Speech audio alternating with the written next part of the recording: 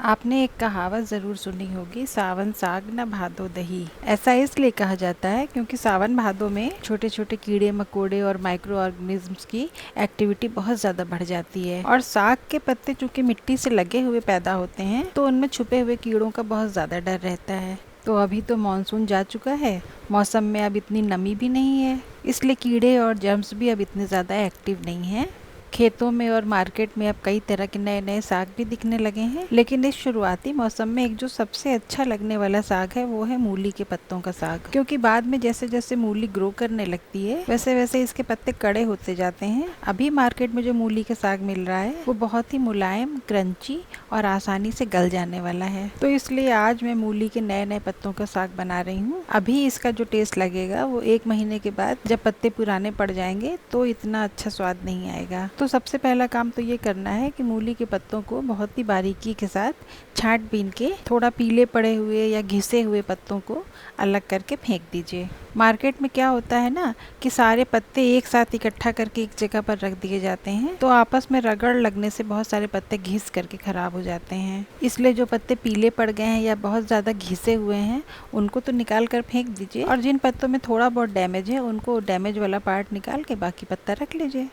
ये देखिए मैंने सारे बेकार पत्ते निकाल कर फेंक दिए, और ये जो अच्छे पत्ते निकाले हैं इनको भी अब जड़ से काट कर अलग कर लीजिए। ये साग जब मैंने लिया था तो इसकी जड़ में छोटी छोटी मूलियाँ भी लगी हुई थी, उसे मैंने निकाल कर अलग रख लिया है। वो छोटी वाली मूलियाँ भी अभी अच्छी तरह छील कर और धोकर बारीक काट कर इसी साग में मिला दूंगी। पहले इन सारे पत्तों को जड़ से काट कर और बहुत अच्छी तरह धोना है। साग धोना भी एक बहुत बड़ा काम है और कला भी है। साग में इतनी मिट्टी होती है कि उसको धोने में बहुत पानी खर्च होता है। अभी बहुत सारे शहर ऐसे हैं जहां वाटर लेवल इतना ज़्यादा गिर चुका है कि लोग बहुत पानी खर्च करना अफोर्ड नहीं कर सकते हैं। और वैसे भी देश दुनिया के लिए आने वाले दिनों के लिए पानी वेस्ट करना कोई अच्छी बात नहीं है। तो आज मैं आपको कम से कम पानी में अच्छी तरह साग कैसे धोया जाए वो भी दिखा देती हूँ।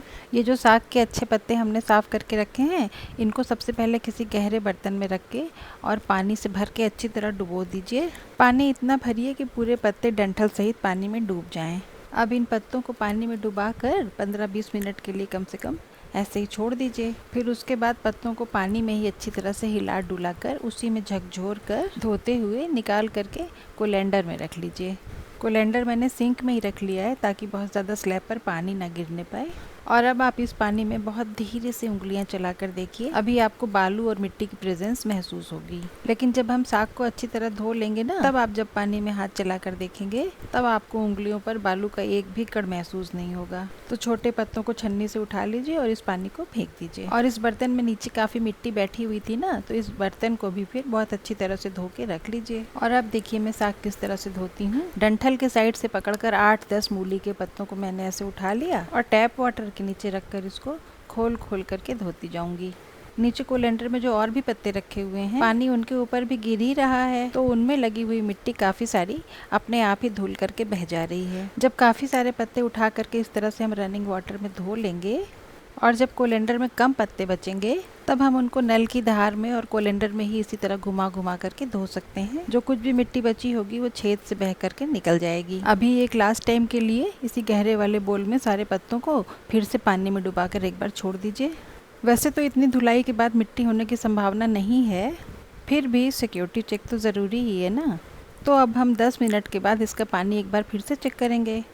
और इसी बीच में अगर आपने मेरे चैनल को सब्सक्राइब नहीं किया है तो कर लीजिए, क्या ही बुरा है।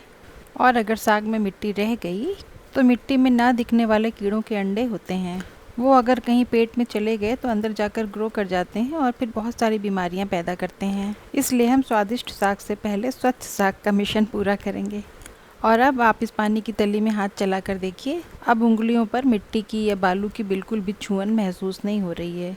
तो देखिए मैंने कितने कम पानी में और कितनी सफाई से साग धो लिया है, और साग बिल्कुल भी डैमेज भी नहीं हुआ है।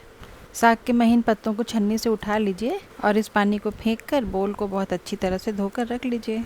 लेकिन अभी आप वीडियो छोड़कर जाइएगा नहीं, पूरा वीडियो देखिए, क्योंकि इसकी कुकिंग में भी मैंने बहुत सारी कलाकारी की है, बहुत सारी टिप्स भी बताऊंगी, इसलिए वीडियो स्किप मत करिएगा। वरना इतनी मेहनत से धोए हुए पत्तों का स्वाद पूरा नहीं आने पाएगा। अब इन पत्तों को जितना हो सके उतना बारीक बारीक काट लीजिए। वैसे तो आजकल फूड प्रोसेसर में भी साग बहुत अच्छी तरह से बारीक कट जाता है, लेकिन उसमें साग रैंडमली कटता है। जब आप हाथ से साग को काटेंगे तो इस तरह से जो लंबे स्ट्रैंड्स मिल रहे हैं वो फूड प्रोसेसर से काटने पर नहीं मिलेंगे। अब ये साग तो पूरा कट कर तैयार हो गया, लेकिन मैंने आपसे कहा था कि इसके साथ जो छोटी छोटी मूलियाँ लगी हुई हैं उसको भी डालना है, तो चलिए उसे भी साफ़ कर लेते हैं। ये इतनी छोटी छोटी और पतली पतली मूलियाँ हैं तो पीलर से तो छिलेंगी नहीं। इनको हम चाकू से ही बहुत अच्छी तरह से खुरच लेंगे और ऊपर नीचे का पार्ट ट्रिम करके अच्छी तरह से साफ़ सुथरा धो लेंगे। अब इन छोटी छोटी मूलियों को भी रैंडमली बारीक बारीक काट लीजिए। ये साग में पड़कर गल जाएंगी, इसलिए ऐसा कोई शेप सेलेक्ट करने की ज़रूरत नहीं है, बस बारीक काट लीजिए और फिर इन्हीं कटे हुए मूली के पत्तों में मिला करके रख दीजिए।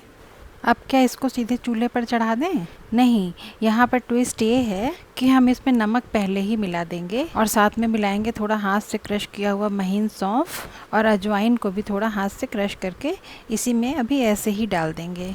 अब इस बोल को थोड़ा हाथों से टॉस कर लीजिए ताकि सारी चीज़ें आपस में अच्छी तरह से मिक्स हो जाएं और मूली के पत्तों से थोड़ा पानी रिलीज़ हो जाए। अब जितनी देर में हम तेल गरम करके उसमें तड़का वड़का डालेंगे, बस उतनी ही देर के लिए इसको ढक के रख देना काफ़ी है।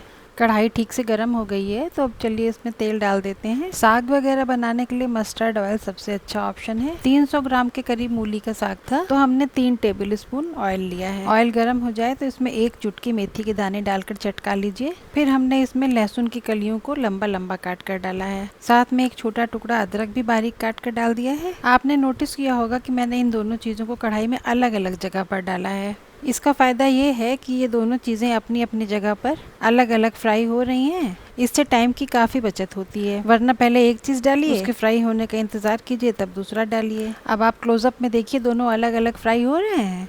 फ्राई हो जाने के बाद तब हम दोनों को मिक्स कर देंगे और अब हम इसमें कटी हुई हरी मिर्च डालेंगे। हरी मिर्च बाद में डालने के भी 2 फायदे हैं। पहला तो ये कि इसकी तीखी महक नहीं उड़ेगी और दूसरा ये कि जो कच्ची हरी मिर्च का टेस्ट आता है वो बहुत ही यूनिक होता है। आप इस तरह से डालकर देखिए, तब आपको पता चलेगा।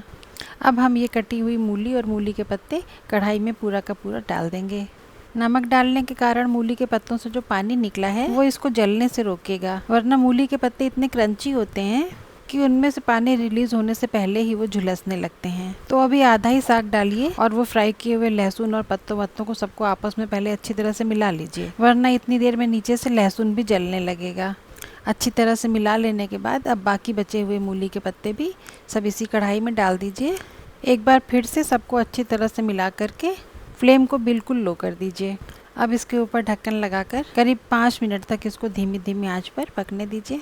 5 मिनट के बाद आप देखेंगे कि साग में से थोड़ा और पानी रिलीज हुआ है। यहाँ पर इस रेसिपी में एक नयापन लाने के लिए हम इसमें 2 टेबल स्पून के करीब बेसन ऊपर से छिड़कते हुए मिला देंगे। मैं बेसन मिलाते टाइम कैमरा ऑन करना भूल गई, इसलिए आपको सिर्फ फोटो ही दिखा दे रही हूँ। और अब इस मूली के साग में एक स्पेशल फ्लेवर देने के लिए इसमें आधे कप के करीब ताज़ी कटी हुई हरी धनिया की पत्तियाँ मिला दीजिए और इन सारी चीज़ों को लो फ्लेम पर ही अच्छी तरह से मिक्स कर लीजिए।